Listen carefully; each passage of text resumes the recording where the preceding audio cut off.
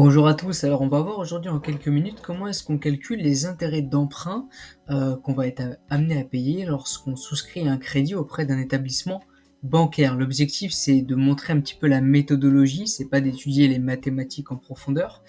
Et je fais surtout cette vidéo à la base parce qu'il y a beaucoup de personnes qui pensent qu'en multipliant le taux par le capital emprunté, ça fait le montant des intérêts qu'on va payer. Et vous allez voir que par rapport à la méthode de calcul de ces intérêts, c'est exponentiellement plus. Alors, rentrons tout de suite dans le vif du sujet.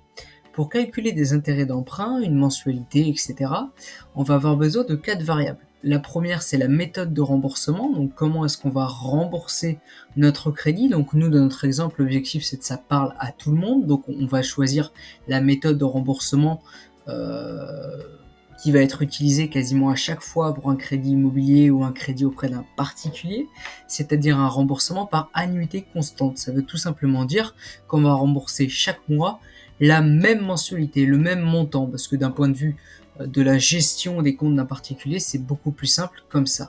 Il nous faut ensuite un capital à emprunter, donc dans notre exemple, on va rester simple, on va dire 100 000 euros.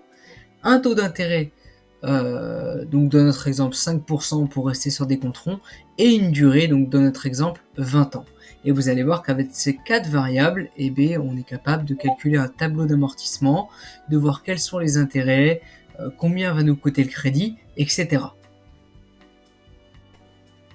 Alors, rentrons directement dans le vif du sujet avec notre tableau d'amortissement. Ne partez pas en courant, ne vous en faites pas, vous allez voir, c'est extrêmement simple. Je vous ai mis ici la formule de calcul de la mensualité pour ceux que ça intéresse. On va pas s'y intéresser dans la vidéo, l'objectif c'est de comprendre la méthodologie. Donc si un jour vous faites une demande de prêt auprès d'un établissement de crédit, le tableau d'amortissement se présentera toujours de cette façon. À gauche, vous avez la période. Qu'est-ce que c'est? C'est le nombre de mois, le mois auquel on en est dans notre remboursement d'emprunt. Donc dans notre cas, je n'ai mis que les 3 premiers parce que sinon ça n'aurait pas de sens. Mais sachez que dans la vraie vie, ce tableau irait jusqu'à 240 mois puisqu'on a fait un crédit sur 20 ans. Vous avez ici le capital restant dû, qui est le montant du prêt qu'il me reste à rembourser, les intérêts et l'amortissement qu'on va voir en détail juste après, la mensualité qui est fixe puisqu'on a choisi un remboursement par annuité constante, donc 660 euros tous les mois pendant 240 mois, et le capital restant dû en fin de période qu'on retranscrira ensuite en début de la période suivante, mais on va voir ça ensemble. Donc premier mois, j'ai 100 000 euros à rembourser. Voilà, j'ai encore rien remboursé, je suis au tout début de mon prêt. Je vais avoir une mensualité de 660 euros, donc c'est-à-dire que je vais faire un virement à la banque de 660 euros. Mais ces 660 euros, ils ont deux composantes. Ils sont décomposés en deux composants. Les intérêts d'un côté, qui représentent le coût de l'argent, le coût pour le service rendu par la banque, et l'amortissement, qui représente la part de capital de ces 100 000 euros que j'ai remboursé durant cette première mensualité. Comment est-ce qu'on calcule les intérêts? C'est très simple, je prends mon capital restant dû, les 100 000 euros, que je multiplie par le taux ramené en mensuel. Donc 5 pour 5%, 12 pour 12 mois dans l'année, divisé par 100 pour ramener en pourcent. Ce qui me donne 416 euros. J'ai donc payé ce premier mois 416 euros d'intérêt. Pour sortir ensuite l'amortissement, donc la part de capital que j'ai remboursé dans cette mensualité de 660 euros, c'est pas compliqué. Je soustrais à ces 660 euros de mensualité les 416 euros d'intérêt et il me reste donc 244 euros qui représentent la part de capital que j'ai remboursé ce mois-ci, qu'on appelle dans le jargon bancaire l'amortissement. Et donc pour trouver mon nouveau capital restant dû, c'est-à-dire maintenant combien est-ce qu'il me reste à rembourser sur mon prêt à partir de la deuxième mensualité, mais je déduis des 100 000 euros à l'origine les 244 euros que je viens de rembourser, que je viens d'amortir. Et il me reste donc désormais 99 756 euros à rembourser. Et c'est parti, on recommence pour le deuxième mois. J'ai un capital restant dû à 99 756 euros. Je calcule mes intérêts qui vont diminuer avec le temps puisque je ne les calcule plus sur 100 000 euros, mais sur 99 756 euros, ce qui signifie qu'ils vont automatiquement diminuer. Vous voyez, pour la deuxième mensualité, ils ne sont plus qu'à 415 euros alors qu'ils étaient à 416 le mois précédent. Si les intérêts diminuent, étant donné que la mensualité n'a pas diminué, ça veut dire que l'amortissement lui a augmenté. Et on le voit bien, il a augmenté d'1 euro en passant de 244 à 245 euros. Et je calcule de nouveau mon capital restant dû. Donc je soustrais le capital restant dû en début de période, les 245 euros d'amortissement ce mois-ci, et j'ai mon nouveau capital restant dû de 99 511 euros. Et je continue, je calcule mes intérêts. Ah, petite erreur de ma part ici, n'y prêtez pas attention, c'est 99 511. Hein. Et voilà, je calcule mes intérêts qui ont encore diminué, puisque le capital restant dû a encore diminué, et ça ne cessera de diminuer jusqu'à la dernière mensualité. Et la part d'amortissement a quant à elle augmenté dans ma mensualité. C'est-à-dire que dans ma mensualité, il y a de plus en plus d'amortissement et de moins en moins d'intérêt au fil du temps. Et je calcule mon nouveau capital restant dû, qui serait donc le capital restant dû à partir du 4e mois, que je n'ai pas représenté ici dans mon tableau pour des raisons de praticité, bien entendu.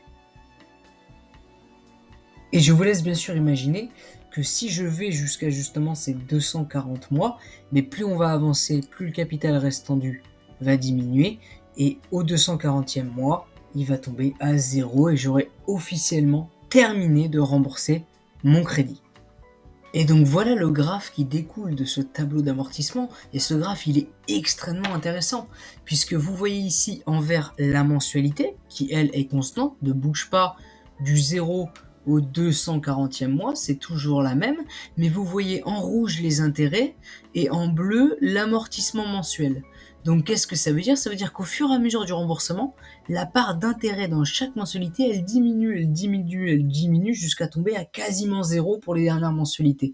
Et à contrario, la part d'amortissement dans ma mensualité, elle ne fait qu'augmenter, étant donné que chaque mois, on calcule les intérêts sur le capital restant dû et que celui-ci diminue mois après mois. Donc c'est la part d'amortissement qui, elle, vient augmenter mois après mois jusqu'à atteindre quasiment la globalité de la mensualité sur les derniers mois de remboursement. Donc c'est très intéressant, et ça nous montre qu'ici, là, à l'intersection, donc à peu près au 65-70e mois, à vue d'œil, on a un croisement de ces deux courbes qui signifie que ça y est, officiellement, on commence à rembourser plus de capital qu'on ne rembourse d'intérêt. Donc c'est très intéressant à observer, et c'est vraiment cette logique-là, cette méthodologie qu'il faut comprendre dans le remboursement d'un crédit.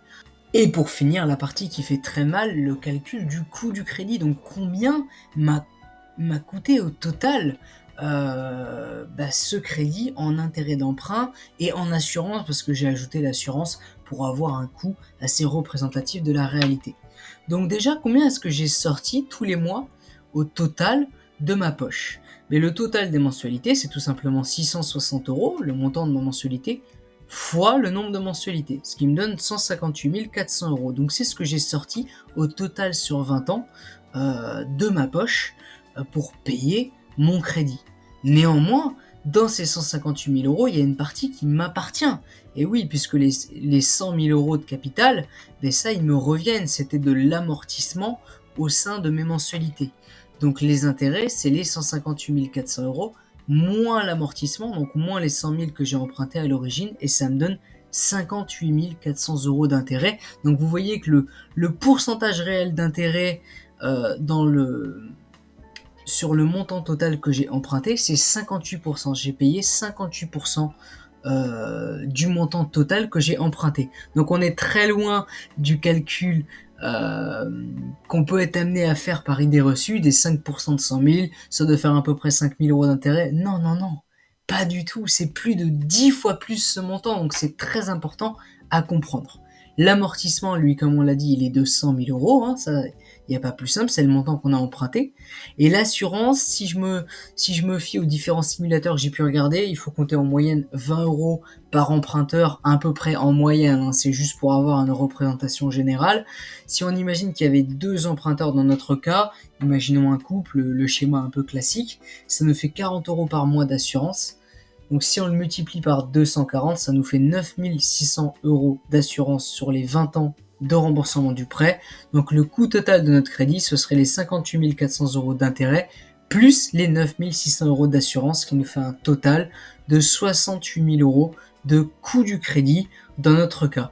Sans compter les potentiels frais annexes de de potentiels frais de dossier, frais de courtage si vous êtes passé par un courtier, frais d'hypothèque, etc., qui viendront s'ajouter à ce montant-là, malheureusement. Là, on va dire que c'est le coût vraiment lié au capital en direct, quoi. Donc voilà, c'est vraiment très important de comprendre ça, pour vraiment avoir une approche globale de ce que peut représenter le coût d'un crédit auprès d'une banque. Donc je vous laisse imaginer le coût d'un crédit renouvelable à 20% d'intérêt annuel. C'est absolument exponentiel. Je vous ai pas fait l'exemple ici pour que la vidéo soit assez courte, mais c'est des sommes absolument pharaoniques. Donc je vous laisse imaginer la spirale infernale dans laquelle ça peut entraîner une personne qui viendrait à exercer ce genre de prêt de façon récurrente, malheureusement, et qui tomberait dans une spirale infernale de crédit renouvelable, de crédit à la consommation. Donc n'hésitez pas à me dire si la vidéo vous a plu en commentaire, à me lâcher un like, à vous abonner, à me dire dans les commentaires s'il y a d'autres sujets que vous souhaiteriez que je traite de près ou de loin avec l'univers de la finance et de l'investissement. Sur ce, je vous souhaite à tous une bonne journée, de bons investissements, et n'hésitez pas à me faire un retour dans les commentaires.